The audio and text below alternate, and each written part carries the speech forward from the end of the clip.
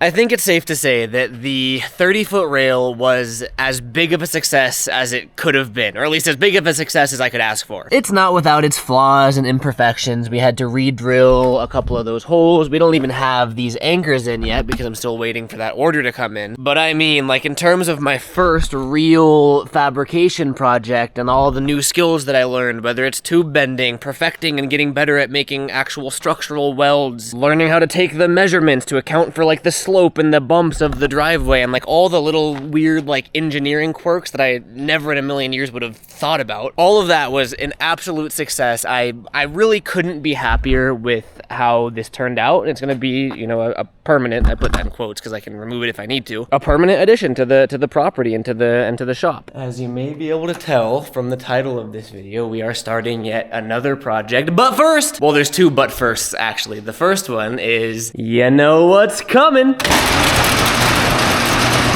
You know what? Let's do two at the same time. Extra ASMR. Oh yeah. Oh yeah. You headphone users, you liking that sound, huh?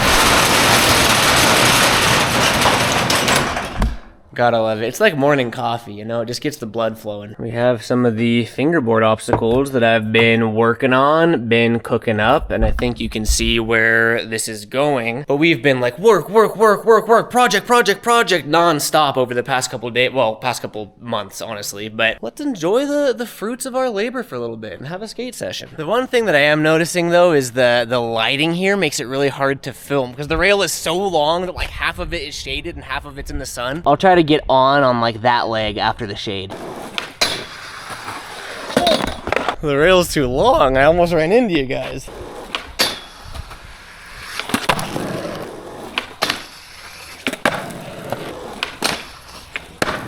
Dude, this is like the world's best practice for popping out of tricks on the same side that you pop in. Rails like this, you pop on and you just grind all the way off to the edge, which is completely different than like popping out mid-grind. This is great training.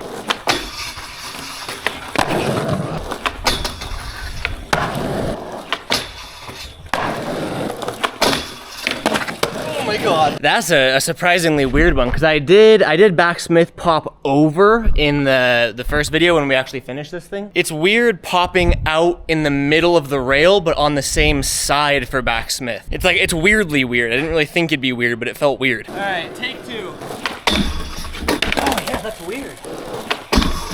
There it is. I'm probably gonna keep saying this and I'm gonna keep sounding like a broken record, but this is the coolest thing I've ever made in my entire life. So we've skated it as a flat bar, we've skated it as a bank to rail to pop back in, both ways, come this way, pop back in. I'm sort of just trying to like figure out new ways to skate it, and I'm sure I'll figure out more the longer I skate it. But what I haven't done yet is almost just skated it like a quarter pipe. So you just push in right there, do like stalls back into the bank. Maybe it's not gonna be that sick, but why not? It might be a little weird. Am I in frame right now? I can't even see the camera. The runway is not optimal. We'll see what happens. Definitely a better idea in my head, but we have to see it through now.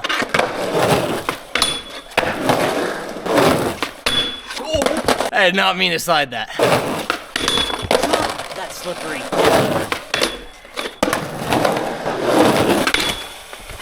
Why did I do that? God. No, we're starting to get this. I take it back, this was a good idea.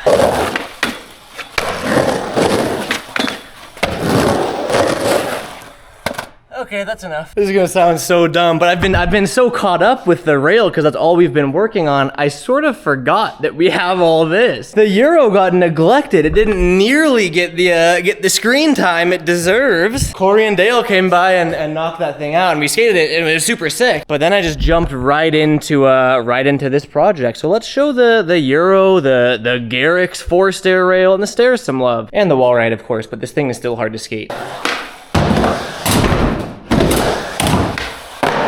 I forgot how quick that all was. I hit the wall ride and I was like, whoa. That's what I did. That was an accurate representation of what I did. Whoa. Stupid. Okay.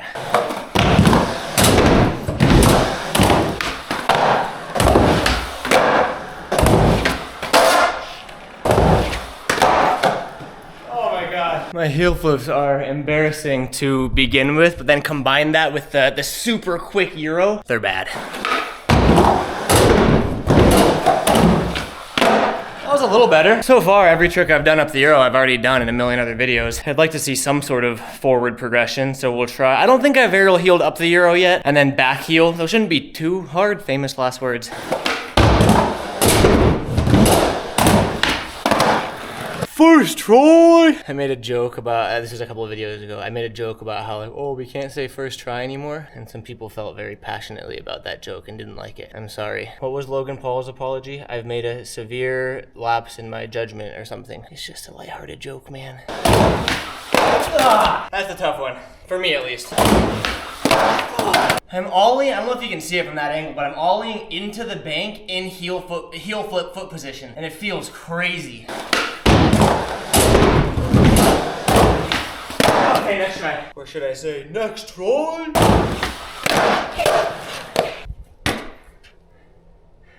I'm gonna take that. No, I'm just kidding. I don't know how I rolled away from that. Oh. Come on, man. One clean one, that's all I want. I don't even need it to be clean at this point. I just need it to be not that.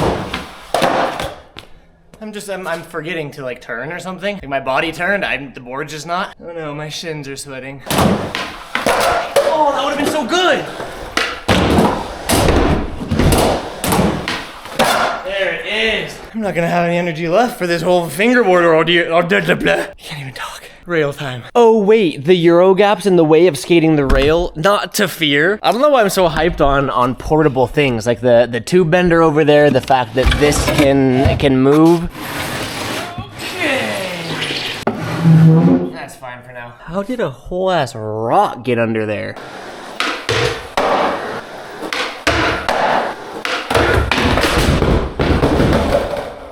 Maybe we should just make fingerboard obstacles. I get too easily distracted, man. It's just, I mean, like, dude, this setup is unreal. It's so sick to see it expand, because this was the whole goal to begin with. Start with what we had in LA, and then slowly start to use all the leftover materials to start repurposing stuff, which is what the wall ride is. It's what the Euro gap is. I just made this, I forgot that I made the stairs. I sort of forgot those weren't there already. I made those stairs, baby. Those are good stairs. Repurposing the barracks rail. I mean, it's like, I think for new viewers, it's easy to like come in and watch the channel and see this sort of amazing setup that we have. And I don't want it to look like I take it for granted, because every single goddamn day I come down here and I'm like, my own mind is blown. It really is unreal to be able to live this life. And as my metalwork and hopefully woodwork too starts improving, the possibilities are endless. I mean, we got 3 acres, and I don't want to like build 3 acres of skate park. I still enjoy the nature and the beauty of it. I want to keep adding stuff for as long as I live here. Enough yapping though, let's actually get to work. Not all of these obstacles I've made. As a matter of fact, most of them aren't. This is a little concrete prototype obstacle that I made that I'm still working on. And then this is mine. This is probably one of my favorite rails that I've made. Oh, this is mine too. Another concrete obstacle prototype. And this one, super simple, just a little A-frame rail. The rest of these are made by some super talented people. We have OG Fingers made a lot of these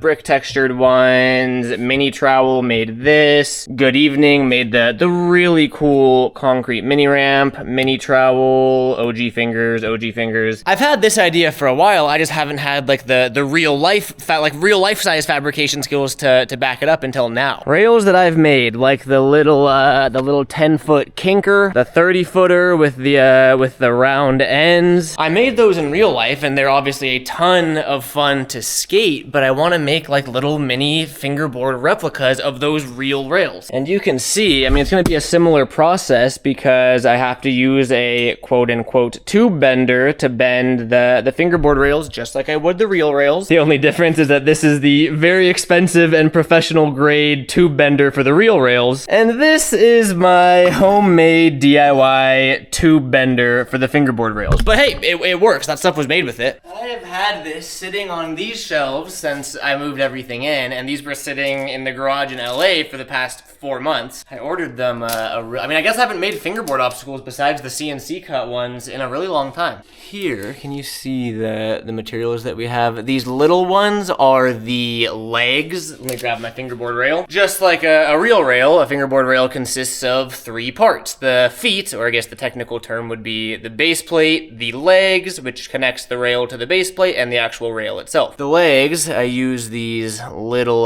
they're called rods, and the rail, I use these bigger metal rods. I actually don't remember the exact dimensions that I ordered because it's been too long, but these are what all my rails are made with. And then these rectangular bars are usually the feet, but I actually misordered on this order because these are 1/2 inch, and I usually do 3/4 inch. They're a little too narrow, so kind of a bummer there, but that was a bummer 8 months ago when I ordered these. I forgot about that. For what we're doing, we're making a one-off right now because I haven't used this DIY tube bender in 8 months. Whenever the last time I made a round fingerboard rail was, yeah, cut towards your hand, Garrett, that's smart. Because we're just doing a one-off, we just need one of these big old 6-footers. Well, they're all 6-footers, but one that we're gonna cut up for the legs, one of the thicker ones that we're gonna cut up for the rail itself, and then we're modernizing our fingerboard rails here because instead of using these bars for the feet, we're gonna use the CNC plasma cutter. I've mentioned this time and time again, but believe it or not, I found a million different use cases for that CNC plasma cutter. I've wanted that for well over a year now, and my initial desire for it was specifically for speeding up my fingerboard rail workflow. It's proved to be a lot more useful than just that, but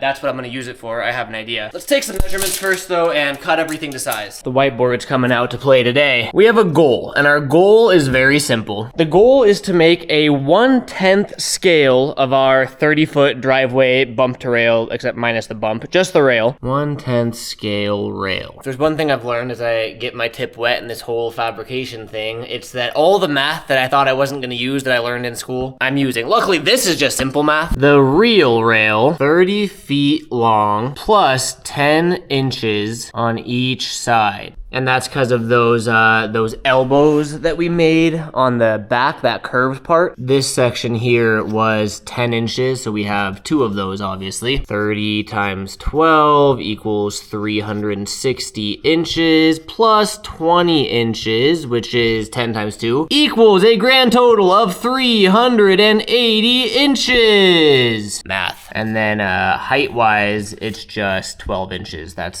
pretty self-explanatory. So our real rail, I'm drawing it out right here, is 12 inches tall and 380 inches long. It has 1, 2, 3 legs in the middle. Boom, boom, boom. Each leg is spaced 95 inches apart. These are the real rail measurements, which brings us down here to our fingerboard rail measurements. That's a terrible drawing. Looks like a half loaf of bread. Our goal is 1/10 scale, so we're pretty much dividing everything by 10. To find our height here, we do 12, because 12 inches divided by 10 equals 1.2 inches, which is a pretty much fingerboard sized rail. So height is 1.2 inches. Now let's do length here. That is going to be 380 divided by 10, which equals 38. This is going to be over a 3-foot fingerboard rail. That puts us at 38 inches. And then what's next? Oh yeah, the spacing between the legs is 95. So again, we do 95 divided by 10, which is 9.5. That looks disgusting, but you see the math there. 9.5. So there you have it. Those are our fingerboard rail dimensions. I don't know if I ever showed you how this works. So essentially you stick your rod in the little groove there, and you use this thing that I chefed up with my welder. You mark where you want to bend first, obviously, but then you just kind of, I don't want to bend right there, but you yank it and it bends around that little dowel right there. I don't want to obsess on making it an exactly perfect 1/10 replica. It's not like the real tube bender where I know the exact die radius and all of that. So the entire rail should be roughly 38 inches long. I'm gonna cut a 40-inch section and then bend the ends. Just like that. That is gonna be a long rail, bro. From this end to where this hand is holding it, that's gonna be the length of our rail. That's pretty crazy. Got it in the bandsaw on the mark, get her lubed up, and let's let it work its bandsaw magic. That was so much faster than cutting the real tubing. Cool, okay. I never actually got to use this on the real rails because we went a different route with it, but this is actually a perfect use case for it. You can see as I rotate it here, it measures the degree of rotation or the angle that it sits at, and when we're gonna be bending two ends of something, it's very important that it doesn't rotate, or else, because that's gonna be the legs of the rail, and if they're not both the same direction, the legs won't line up right. That makes sense, right? In case you can't tell, I'm kind of winging this right now. This is my first time doing this. I know you guys can't see what this is reading, but we're at 0.3. I feel like as long as we're within 1 degree, we'll be fine. So now we are going to bend!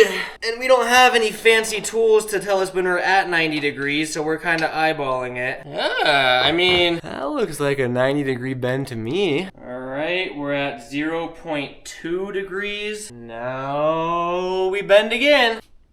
Again, I don't even know if this is gonna work. But I mean, I guess I don't see why it wouldn't. I mean, we got two 90-degree legs. Whoa, look at this. It's standing up by themselves. The legs are, so this one's definitely taller. I have to cut this down, but I'm just talking like angle-wise. It looks super even. Our little handy-dandy degree thing actually worked. I marked our cut lines on both sides just to make sure they're even. I'm gonna go through with the grinder and just... The problem with fingerboard rails is that because they're so small, literally 0.1 of an inch is a big enough difference to make a problem. I'm using the PP measuring tool. Oh, also I made an executive decision here. A height of 1 inch, although proportionately it's exactly a 1/10 scale, it just wouldn't have been that good for fingerboarding. So my executive decision was to make it 1.5 inches tall. I'm going through with the PP measuring tool and marking out exactly where I need to cut it. And usually with the real rail, I make all my marks at once and then just cut. These have to be so precise and accurate that I gotta use this to mark it out and then cut it and then mark it and then cut it, and then you get the point. So let's cut our legs here. Well, not our real legs. I want to keep those intact, but you know what I mean. So I figured out that my calculations were wrong because you saw when I was using the calipers, I had it set to 1.5 inches, but that wasn't taking into consideration the rod itself, so I had to recut them, subtracting that 5/16 bar that we were using. Anyway, it doesn't really matter why I'm explaining myself, but that's what changed. I've been clocking in hours off camera. I'm too much of a perfectionist, dude. I wouldn't change it though. I actually do like that quality about me, but I've been going in on just these little tiny pieces, right? I really am trying to follow the exact workflow that I followed for the life-size reel rail, just for authenticity. And for the reel rail, we used the tube notcher with obviously the 2-inch hole saw to notch the legs that fit into the rail, right? So up here, we notched the top of the tube so the rail can actually fit inside of it. Again, small detail that I'm really just adding a bunch of unnecessary work for myself, but for authenticity, I usually use this smaller diameter rod for my fingerboard rail legs, but because we're mimicking that one where I use the same size, I went through and manually with the angle grinder notched it's so small, but I notched the tops of them. So I don't know if you can see it there, but it now rests pretty much flush, just like it would, or just like it does in the reel rail. Now, just like the reel rail, we go and line up the legs where they should be now that they are properly notched. Put that in place there. Yo! That looks right, actually. Wow, okay. We still need the feet or the base plates, but I'm using the CNC machine for that. I think for this workflow, I'm gonna go ahead and weld the legs on. All right, I have everything clamped in place in the sketchiest way possible. We're TIG welding, except not with filler. We're just fusing them together. You guys remember that video where I got super frustrated from the porosity in the welds? I fixed the problem. It had been so long since TIG welding that I was using the wrong size cup. So no matter how much gas I was using or adjusting the flow rate, there was still air getting in. So we should be good now. And yes, I cleaned and prepped everything because I know how important that is with TIG welding. Wish me luck. All of these welds felt good, and if you watched, I forget how many videos ago it was, but the one where I really was super frustrated with how the fingerboard rails came out, and it was my first time TIG welding in probably well over a year, because I'd been MIG welding a lot for the real skate rails, but I was super rusty with TIG welding, and I half expected a similar thing to happen just because it's been so long. And I got some practice in off camera before filming this, and it was just really kind of reassuring when everything went smooth. Still got a long way to go, and again, I'm not using filler metal, I'm just fusing them together. But everything's kind of coming along. I mean, I guess they're so small that it's gonna be nearly impossible to see on camera, but I am happy with those, well, I don't know if you can call them welds, because I didn't use filler. They're all on there, like structurally, everything's sound, they're clean, there's no porosity, no bubbles, and there's our rail so far. I keep getting caught up doing things like off camera because I'm just like, oh, this will just take a second. Then it takes like 45 minutes. I forgot how like precise everything in the fingerboard world has to be. So I'm going with the belt sander and just sanding down the legs. The goal is to have the first leg and the last leg be like a 32nd of an inch longer than the middle legs, because those are just like the support brackets. I've just been going in and kind of touching up whatever legs need like a 64th of an inch off.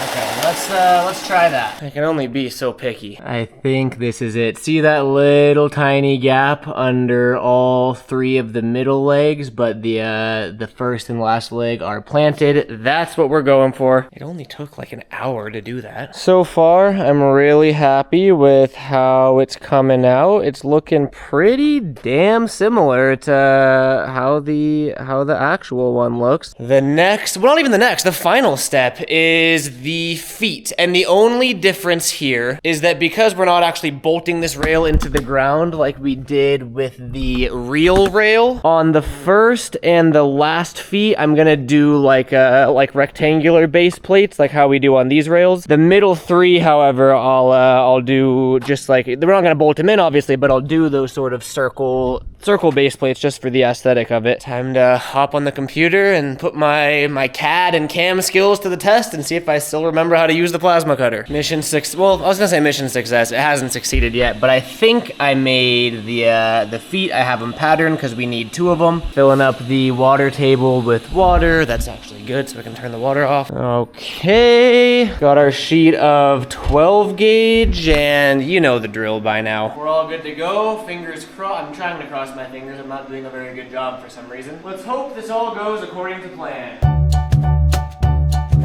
I have a nasty habit of speaking too soon, but I think those are good. Here is one of the feet, and you may notice that there's a hole in it, and that's actually thanks to you guys in the comments. That's to make the finish look way neater, because I made it 0.02 inches bigger so it can slip right in, and we have a little bit of movement to level it if needed. Then we can actually weld it from the bottom and hopefully get a cleaner finish. And then just grind it down. So all looks good. Let's try cutting those round middle feet that I made. All right, same deal. Let's, again, trying to cross my fingers. Let's see if this works. I'm just waiting for the comments. Can you go? Oh yeah, the truck is right there. All the comments. Don't do it so close to the truck. Valid. Probably should have moved it, but it's a truck. Here are the little middle feet we made. They look like little. They look like little washers. Final step is to clean these up, weld them on, paint, we're done. All of our pieces have been cleaned and ground down and prepped and ready to weld. And now it's pretty much just time to plug it all together. There it is. Same on the other side. Everything's looking good. Let's get it. Dude, this takes too long. I started this morning and the sun is setting already. Okay. So again, super happy with how this worked and how these all came out. But I will say, I need, like, because I want to actually turn this into a business, whether it's my fingerboard obstacles or just metalwork in general. For stuff like this, I need to figure out a better workflow, because this one rail took me nearly 7 hours or 8 hours. Welding alone took an hour, because I'm such a perfectionist with it, and I can't handle any imperfections for better or for worse. So I'm really proud and happy with the end result. But getting there, it's like I meticulously go through and make sure everything is up to my quote-unquote standards. And I want to figure out how to do this efficiently, but I don't know, man. It's a ton of work that goes into these. Ladies and gents, we did it. Lo and behold, the fingerboard replica of the 30-foot driveway rail. I think it came out pretty good. If I was gonna nitpick it, see how that leg is perfectly perpendicular with the foot? You can see on this leg, it is not quite perfectly perpendicular. And that's because the very first thing we did, when we bent these 90 degrees at the end, and I used that little angle guide to make sure they were within 1 degree of each other, what I didn't account for is, like, with big 2-inch tubing for real rails, you're not gonna twist the rail. Like, there's no way. With thinner and smaller material like this, as I was bending it, although I was watching the degrees, I was twisting it a little bit at the same time. So I'll show you guys on the ground. In order for it to sit perfectly flush without any, like, ow, that's so fucking hot, I forgot I just welded that. I've burnt myself so many times doing that. You don't want the rail to have any remember the wobble dance that we did on the real rail? We did the wobble dance. This is the finger wobble dance, and we don't have any wobble, which is great. But again, perfectly perpendicular right there. And the only way we could not get any wobble because of that slight twist. Because of the slight twist is to have this. It's probably like 1 degree off. Like, no one's even gonna notice it except for me, but I just wanted to point it out so I can learn from my mistakes. Look at that, dude. I'm hyped on that. I'm setting it next to it as if there's a comparison, but the last step that I'm gonna knock out really quick is just to spray paint it black so it really matches, and I'll show you guys when it's done. I think I'm gonna say it. I think that this is my best work ever in terms of fingerboard obstacles that I've made. It's actually crazy, and it makes perfect sense, but it's actually crazy how much real world knowledge that I gained from making the real size rail, how much of that knowledge and methodology actually transfers over to make this. And I am so happy with how it came out. I had mentioned how I was just gonna weld the feet through the bottom and then grind them down, which is what I did. It's just so hard to see. You might also notice that I still went through and fused everything on the top as well. Part of it's my undiagnosed OCD. I'm just so used to doing it that way that I like the way it looks. It looks more real. On the real rail, you weld it. On the real rail, you weld it from the top as well. That's a tongue twister. Obviously, no shade towards any companies at all, but like I have a Black River rail, for example. For those of you that don't know, Black River is like one of the bigger names in fingerboarding. You can see, or I guess you can't see, any welds on the top, which means that they do it the way that I was kind of planning on it as well, where you drill or you CNC a hole in there, then you weld it from the bottom. I think it looks too like machined. It looks too factory made, and maybe that's just my own biases. I like seeing the weld marks. Like it makes you know that it was handmade by someone, not to say the Black River ones aren't. I don't know how they're made. Seeing the welds on top to me just adds a hint of realism, which is what I go for with my fingerboard obstacles. That's just me though. There you have it though, dude. I mean, like I 100% exceeded expectations. I don't know why I was expecting it to not come out this good, but I wasn't. I'm really proud of that. It's only fair. It's dark. It's like pitch black outside. side now. It's almost 9 p.m. So I really want to do a side-by-side comparison. So we got to wait till the morning to do that, obviously. I'm trying to look down the center of it. All the legs are perfectly in line, which I love. Guess I'll see you guys in the morning. We have to sesh it too. I keep making these fingerboard obstacles. We haven't even seshed anything yet. All right, I will see you in the morning. All right, it's the next morning now. We got our board. Let's go shred, brother. All these projects just take so long because even with the real rail, we didn't finish painting it until nighttime, just like with the fingerboard rail. So like how in yesterday's video, my first time seeing the finished rail fully painted and everything was the next morning. That's exactly what I mean. I guess I saw it inside because we had the lights inside, but here she is. Let's bring it outside and do a little comparison here. I don't know why this is so funny to me. Oh, set that down right there. Fingerboard rail. Real rail. All right, I just added some, can you see like some foam foot pads there to prevent any sliding. And we got our little fingerboard area here with our lights, and you're gonna hate me. I have like a couple tricks. I'm grabbing breakfast with an old friend pretty soon here, so we're doing like 5 tricks. I'm not gonna lie, I was kind of hyped to get a full session, but I'm gonna go socialize. I haven't waxed it, so it's a little sticky, but we should be fine. Damn, I'm kind of rusty on a fingerboard though. It's been a while. All right, start out kind of the basics, right? I mean, we gotta just hit a 50-50. That's sick. What else was I doing at the beginning of the video? Like pop out tricks. So like we'll do front Smith, pop out. I was doing a whole bunch of feebles all the way. Gotta get a little feeble 50-50. Damn it. Feeble. Ah. Trying to do like a feeble 50-50 pop out. Dude, this is really sick. We'll do crook, pop out, same side, little board slide. I'm trying really hard to point the camera in the right direction, but I'm also watching my hand. I think the camera's wide enough that I'm in frame, but I'm kind of guessing. Oh, that is not a good lock for that switch 50. Now let's spice it up. Let's try like a kickflip front board. Oh, you see that third try? We'll get tray flip lip. There it is. Money. Switch front Phoebes. I want to get that.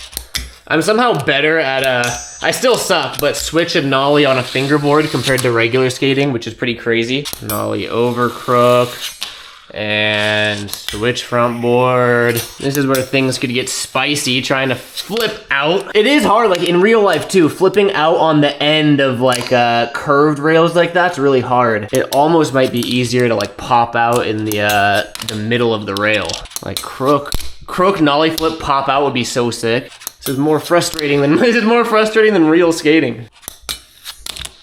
That was supposed to be a nollie flip out, and I did crook shove. I told you guys are gonna hate me. It's 10:40. I still gotta get like dressed and go outside and go get breakfast. So I gotta end this here. I owe you guys a full fingerboard sesh. It has been far too long since we've had like a dedicated fingerboard video. This was a success, dude. I've been really hyped lately with how well things are going, which is usually a sign that things are gonna go bad soon. So I'm gonna enjoy this while I can. Thank you guys for watching. This was fun, and I want to start recreating like all, maybe not all, but like a lot of the fun rails, because we're gonna start making a lot of really cool rails. I think it'd be cool to make like fingerboard replicas of them. So thank you for watching. I appreciate you guys. Catch you next video. Peace out.